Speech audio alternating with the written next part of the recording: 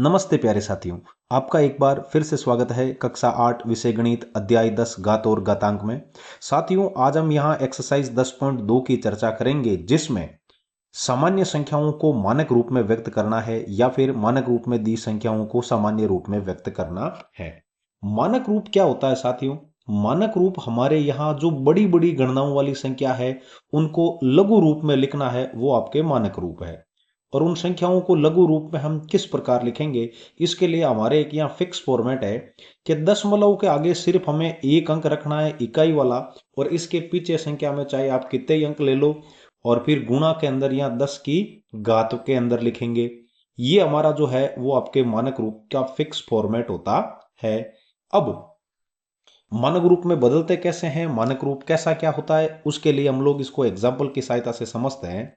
जैसे मेरे पास एक उदाहरण है, मैं मान लेता हूं कि मतलब कोई दो शहरों के बीच की दूरी है वो 1565 किलोमीटर है, और इसको शॉर्ट रूप में लिखना है तो मुझे केवल दशमलव के आगे एक ही अंक चाहिए इकाई वाला। यहां यदि मैं 1565 को देखूं तो यहां मुझे दशमलव मिल रहा है, और इसके आगे जो संख्या है वो 4 है, इकाई, दहाई, सैकड़ा और हजार, 4 अंक तक है। तो मुझे क्या करना है, दशमलव को हजार और सैकड़ा के बीच लगाने के लिए हजार का भाग देना है, हजार से ही गुणा करना है।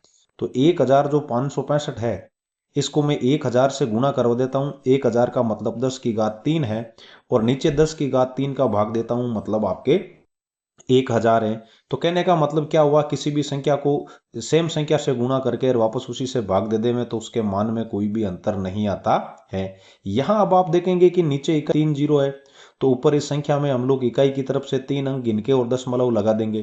तो 5, 6 और 5 ये 3 अंक हो गए, ये दशमलव लगा दिया और ये मैंने 1 कर दिया, और पीछे 10 की घात आपके 3 हो गई, जो कि आपके मानक रूप है। चलिए एक दशमलव वाला उदाहरण लेते हैं। जैसे मैंने यहां ले लिया 0.0057। अब हमें क्या करना है, मानक रूप में दशमलव के आगे केवल एक अंक रहना चाहिए इकाई वाला, और वो भी जीरो नहीं होना चाहिए।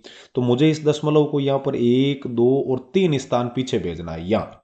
तो इसके लिए मुझे क्या करना होगा, सबसे पहले मैं यहाँ से दशमलव हटा दूं, तो ऊपर तो 0, 0 और 5, 7, और नीचे 1 के बाद दशमलव के बाद जितनी मतलब आपके अंक हैं उतने हम लोग नीचे जीरो लगा देंगे। तो 1, 2, 3 और 4 अंक है, तो यहाँ आपके एक के पीछे 4 जीरो लगा देंगे, मतलब नीचे 10,000 आ जाएगा। अब ऊपर अपने 57 है, क्योंकि ये जो पीछे वाले जीरो है ये सार्थक अंक नहीं है, अब इनको लिखने की जरूरत नहीं है। और नीचे 10 की घात हो गई 4, जिसको मैं 10 की घात 1 गुणा 10 की घात 3 लिखता हूं। पूछिए क्यों? क्योंकि 10 की घात जो 1 है इसका मतलब 10 ही है, और 10 में 1 के बाद एक जीरो है, तो मैं 57 में इकाई की तरफ से एक संख्या गिन के और आपके दशमलव लगा दूंगा। तो ये मैंने एक संख्या गिन ली और यहाँ दशमलव लगा दिया। या यूं देखिएगा, 57 में 10 का भाग देंगे तो वो 5.7 बार जाएगा। और नीचे जो 10 की घात 3 है, इसको आप जानते हो, जब ऊपर भेजोगे तो 1/1 की घात जो m होती है वो ऊपर जाने के बाद 1 की घात -m बन जाती है। तो कहने का मतलब ये अपने 5.7 और गुणा 10 की घात हो जाएगी -3। यहां से हमें दो चीजें देखने को मिली है साथियों। दो चीजें कौन कौन सी? पहली जो चीज है वो हमने ये देखा है कि दशमलव को यदि आप दशमलव को क्या कर रहे हो, बाईं ओर से बाईं ओर से दाईं ओर भेजते हो, बाईं ओर से दाईं ओर भेजते हो, दाईं ओर भेजने पर कहने का मतलब दशमलव यहां लगा है और उसको आप पीछे भेज रहे हो इस तरफ, तो उस स्थिति के अंदर आपके जो है वो 10 की जो घात है वो आपके ऋणात्मक हो जाती है। तो यहां 10 की घात है वो ऋणात्मक रहेगी या फिर माइनस में रहेगी। और दूसरी स्थिति अपने कुछ इस प्रकार से है, बाईं ओर से दाईं ओर का मतलब इस तरफ। और यदि दशमलव को यदि हम दाईं ओर से बाईं ओर भेजे, पीछे की ओर उल्टा, मतलब दाईं ओर से बाईं ओर भेजें, बाईं ओर भेजें, तो उस समय आपके जो 10 की घात है वो धनात्मक लगेगी साथियों, इस चीज का आपको ध्यान रखना है। देखिए कैसे, जैसे ये वाला उदाहरण था, तो इसमें हमने क्या किया, जो दशमलव है उसको पीछे की ओर भेजा था, तो दशमलव पीछे की ओर भेजा था, तो 10 की घात क्या लगी थी, धनात्मक, मतलब दशमलव है वो या 1565 है, तो इसमें दशमलव यहाँ है, तो इसको आपने दाईं ओर से बाईं ओर भेजा है, तो 10 की घात 3 है, वो धनात्मक आई है। और इस वाली स्थिति में जो दशमलव है उसको आपने आगे से पीछे भेजा है, मतलब बाईं ओर से दाईं ओर भेजा है, तो यह 10 की घात है वो -3 या ऋणात्मक आई है। उम्मीद है आपको ये समझ में आया होगा। चलिए देखते हैं एक्सरसाइज में पहले का पहला प्रश्न, और इन प्रश्नों को हम लोग इसी तरीके से शॉर्ट ट्रिक से करने की कोशिश करेंगे ताकि समय भी बचे और आसानी से समझ में भी आ जाए। तो चलो चलते हैं प्रश्नावली में। पहले प्रश्न में निम्नलिखित संख्याओं को मानक रूप में लिखना है। तो यहां मानक रूप में लिखने का मैं एक लघु तरीका बता रहा हूं। आपको यह ध्यान रखना है कि दशमलव अभी ये यहां है, और इस दशमलव को मुझे यहाँ 8 और 5 के बीच में यहां लगाना है, क्योंकि दशमलव के आगे मानक रूप में केवल एक ही संख्या होती है। तो इसके लिए हमें क्या करना है, दशमलव को जितने स्थान पीछे भेजना होता है उतनी नीचे 10 की घात के रूप में लिख देते हैं, संख्याएं लिख देंगे। कैसे कि यहाँ देखो, दशमलव यहाँ ये पहला स्थान है, ये दूसरा, फिर ये तीसरा, फिर ये चौथा, फिर ये 5, 6, 7, 8, 9, 10, और फिर 11 और ये 12 स्थान पीछे जाएगा। तो कहने का मतलब ऊपर तो हो जाएंगे आपके 8.5 और नीचे एक के बाद भले ही आप 12 जीरो लगाओ, 3, 4, 5, 6, 7, 8, 9, 10, 11 और 12, या फिर सीधा आप इसको ऐसा लिखो 8.5 और नीचे 10 की घात कर दो 12। अब 10 की घात 12 है, जब वो ऊपर जाएगी तो ये हो जाएंगे गुणा 10 की घात -12, जो कि इसका मानक रूप है। चलिए इसी तरीके से दूसरा देखिए, दूसरे में ये दशमलव है यहां पर, और इसको मुझे 9.42 के, मतलब दशमलव के आगे एक संख्या रहनी चाहिए, तो 9.42 मतलब 9 और 4 के बीच में पहुंचाना है। तो यहां पर क्या होगा आपके हल में, ऊपर तो मैं लिख दूंगा हल 9.42, और यहां से आप स्थान गिनो, 1, 2, 3, 4, 5, 6, 7, 8, 9, 10, 11 और 12। तो कहने का मतलब दशमलव को आपने 12 स्थान पीछे भेजा है, तो नीचे 10 की घात 12 हो जाएगी, और यही 10 की घात 12 जब आप आगे लिखोगे, ऊपर भेजोगे इसको, तो ये 9.42 गुणा 10 की घात और माइनस का 12 हो जाएगी। ये इसका मानक रूप है। उम्मीद है आपको समझ में आ रहा है। चलिए देखिए इसका अगला प्रश्न, जिसमें अब मुझे यहाँ क्या संख्या है, वो धनात्मक ही है, ये दशमलव संख्या है ही नहीं, ये पूर्ण संख्या ही है। तो इसको यदि मुझे मानक रूप में लिखना है, तो अभी मैं ऐसा मान सकता हूं कि दशमलव यहां है, तो इस दशमलव को मुझे यहां पहुंचाना है 6 के जस्ट आगे, मतलब यहां पीछे 6.02 बनाना है। तो यहां बनाने के लिए, ऐसा बनाने के लिए मुझे क्या करना होगा, यहां आपके यहां से संख्याएं गिननी पड़ेगी, 1, 2, 3, 4, 5, 6, 7, 8, 9, 10, 11, 12, 13, 14 और 15। तो यहां ये हो जाएगा आपके 6.02, और यदि संख्या दशमलव नहीं है और पूर्ण संख्या है, आप दशमलव को दाईं ओर से बाईं ओर लेके जा रहे हो, तो घातें प्लस की हो जाएगी, 10 की घात यहां कर देंगे आप सीधी 15। ये इसका मानक रूप हो गया। अब दशमलव को मुझे से बाईं ओर से दाईं ओर लेके जाना है, तो ये तो सेम पीछे वाले का जैसा हो गया। दशमलव में आपको यहाँ 8.37 करना है, तो इसके लिए आपको दशमलव को 1, 2, 3, 4, 5, 6, 7, 8 और 9 स्थान पीछे भेजना है। तो 8.37 और नीचे यहाँ 10 की घात 9 हो जाएगी, और 10 की घात 9 को जब आप ऊपर भेजोगे, तो ये 8.37 और 10 की घात आपको माइनस की 9 लिखनी पड़ेगी। अब देखिए पहले का आखिरी प्रश्न, जिसमें यहाँ आपको मैं मान सकता हूं दशमलव यहाँ है, तो इसको ये 1, 2, 3, 4, 5, 6, 7, 8, 9 और 10 स्थान पीछे भेजना है। तो ये 3 दशमलव आपके 1, 8 और 6 हो जाएगा, और यहाँ सीधी 10 की घात आप 10 कर देंगे, जो कि इसका मानक रूप हो गया। चलिए देखिए इसका दूसरा प्रश्न हमें क्या बोल रहा है, निम्नलिखित संख्याओं को सामान्य रूप में व्यक्त करना है। तो ये तो गजब का सिंपल है, यह 3.02 और यहाँ गुणा 10 की घात माइनस की 6 है साथियों। तो 10 की घात माइनस की 6 है, तो इसको धनात्मक बनाओ नीचे 10 की घात 6 करके। अब 10 की घात 6 है, तो ये दशमलव यहाँ पर ये जो दशमलव है वो आपके जो मूल अंक मूल स्थान है इससे 6 स्थान है वो आपके दाईं ओर शिफ्ट हो जाएगा। तो कहने का मतलब क्या है, ये दशमलव जो है वो अपने मूल स्थान से 6 स्थान है वो आपके बाईं ओर शिफ्ट हो जाएगा। तो अभी दशमलव कहाँ है, अभी दशमलव है 2 के, अभी दशमलव है वो 0 में, यहां पर देखिए आप। चलिए दूसरा प्रश्न हमें बोल रहा है निम्नलिखित संख्याओं को सामान्य रूप में लिखो। बिल्कुल लिख देंगे। यह है अपने पास 3.02 और ये हो गई यहां पर 10 की घात माइनस की 6। तो 10 की घात जब माइनस की 6 है, इसको जब आप नीचे भेजोगे तो ये 10 की घात हो गई 6। 10 की घात 6 का मतलब है नीचे एक के बाद 6 जीरो है, तो ऊपर आपको दशमलव को 6 स्थान है वो बाईं ओर शिफ्ट करना है। तो यहां 2 और ये 0 यहां दशमलव था, तो इसको आप यहां से शिफ्ट करना शुरू करेंगे और 6 स्थान तक शिफ्ट करना है क्योंकि 10 की घात 6 है। तो एक में तो 3 आ गया, फिर ये 2, 3, 4, 5 और 6, यहां दशमलव लगेगा और दशमलव के आगे हो जाएगा एक 0। तो इस तरीके से ये 0 दशमलव और उसके बाद आपके कुल 5 बार 0 है, 1 2 3 4 और 5 बार, और फिर उसके बाद 3 0 2 है। ये इसका सामान्य रूप हो गया।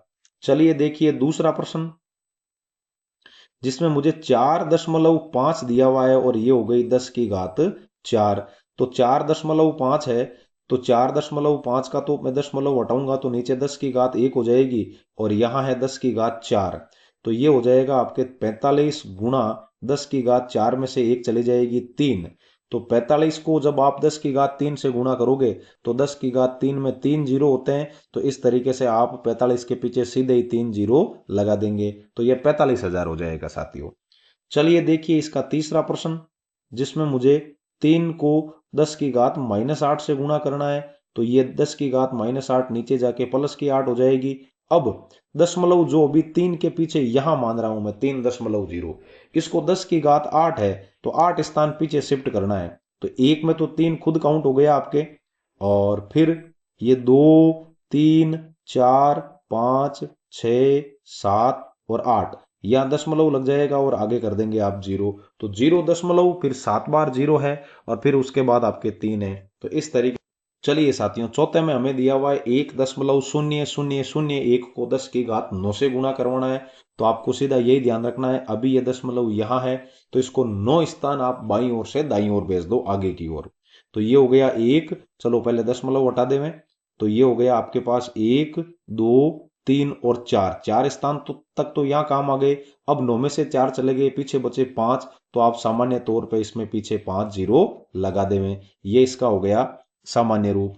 अब ये 5.8 है, तो दशमलव को 10 की घात 12 है पीछे, तो इसको दशमलव को 12 स्थान है वो आपको दाईं ओर शिफ्ट करना है। तो एक स्थान तो 8 में काउंट हो गया और उसके बाद आप इसमें 11 जीरो लगा दो। ये 3 हो गए, ये 3 और 3 6 हो गए, ये 3 9 हो गए और 9 और 2 ये 11 हो गए आपके।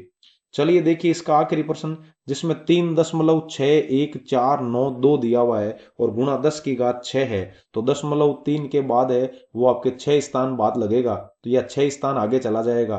तो पहला स्थान तो हो गया ये 6, फिर 1, फिर 4, फिर 9 और 2, मतलब यहां दशमलव था तो 1 2 3 4 और 5 स्थान तक तो ये शिफ्ट हो गया है। अब हमें क्या करना है, इसके पीछे केवल एक जीरो लगाना है और इस तरीके से हमने इन सभी जो मतलब आपके मानक रूप वाले प्रश्न थे इनको सामान्य रूप वाले प्रश्नों में हल कर दिया। चलिए देखिए चौथा प्रश्न, निम्न कथनों में जो संख्याएं प्रकट हो रही है उनको मानक रूप में लिखना है। तो मानक रूप में बिल्कुल लिख देंगे। एक माइक्रोन है वो यहां देखो 10 की घात नीचे देखो 1 2 3 4 5 और 6 दे दी, तो 1/10 की घात और ये 6 मीटर है। इसको जब आप मानक रूप में लिखोगे तो ये हो जाएगा 1 गुणा और 10 की घात यहां कर दोगे -6 और मीटर। ये इसको आपने मानक रूप में लिख दिया। और फिर जो ये इलेक्ट्रॉन वाला आवेश है, ये देखिए दशमलव के बाद 3, फिर 3 6, फिर 3 9, 3 12, 3 15 और 3 18 और ये 2 20, दशमलव के बाद 20 स्थान है।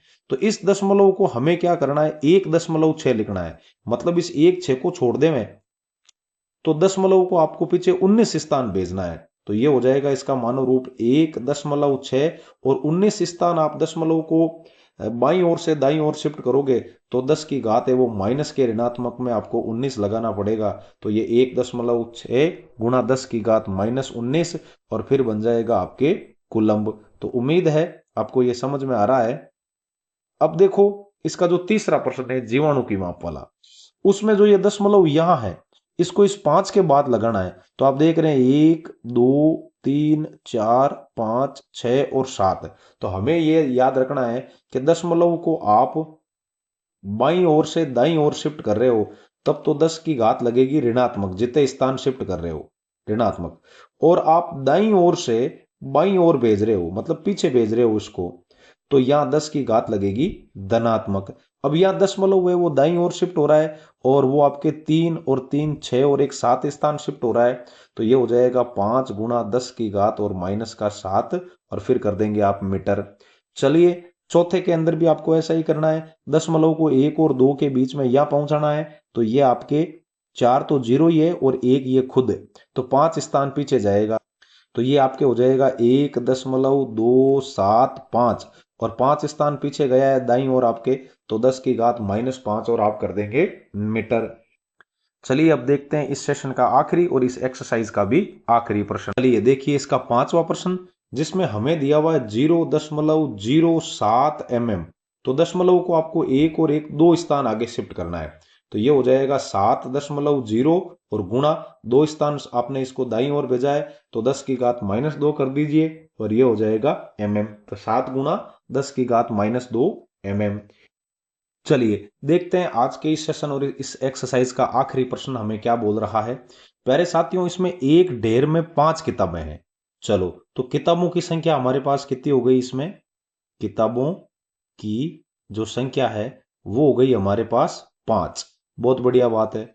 और प्रत्येक की जो मोटाई है वो 20 mm है। चलो तो पहले मैं किताबों की कुल मोटाई ज्ञात कर लूं। किताबों की कुल मोटाई, तो किताबों की कुल मोटाई लाऊंगा तो किताबों की संख्या तो है 5 और एक किताब की जो मोटाई है वो है अपने 20 mm। तो इसको जब मैं गुणा करूंगा तो 20 पाउंड की हो जाएगा 100 mm। चलो बहुत बढ़िया बात है। उसके बाद उसमें 5 कागज की सीटें भी है साथियों। तो 5 कागज की सीटें हैं तो यहां मैं ले लेता हूं कागज की सीटें। तो कागज की जो सीटें हैं वो भी 5 है और कागज की सीटों की मोटाई ले ले हुए हम लोग कागज की सीटों की कुल मोटाई।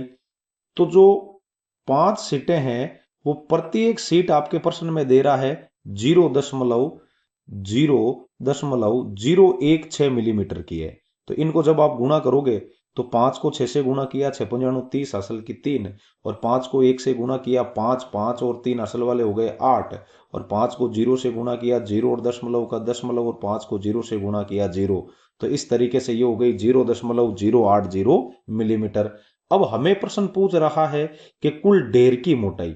तो यहां ढेर की जो मोटाई है इसमें आप लोग लिख लोगे साथियों कि 5 किताबों की मोटाई और प्लस 5 सीटों की मोटाई। तो किताबों की जो मोटाई है वो तो 100 मिलीमीटर है और आपके 5 सीटों की जो मोटाई है वो 0.080 मिलीमीटर है। तो इनको जब आप जोड़ोगे तो 100 का तो 100 और फिर दशमलव 0 और 8 मिलीमीटर हो गई। इसको हमें क्या करना है, मानक रूप में लिखना है। तो जो ये दशमलव है वो यहां से 2 स्थान बाईं ओर शिफ्ट होगा। तो बाईं ओर शिफ्ट होगा तो 10 की घात है वो धनात्मक लगाएंगे। तो 1 ये हो गया 0.008 और गुणा यहां कर देंगे 10 की घात 2 और पीछे कर देंगे मिलीमीटर। ये अपने उस ढेर की है वो कुल मोटाई आ गई साथियों। तो उम्मीद है घात घातांक वाली ये प्रश्नावली आपको समझ में आई होगी। फिर मिलेंगे अगले सेशन में एक नई एक्सरसाइज के साथ। तब तक के लिए जय हिंद, राम राम साथियों।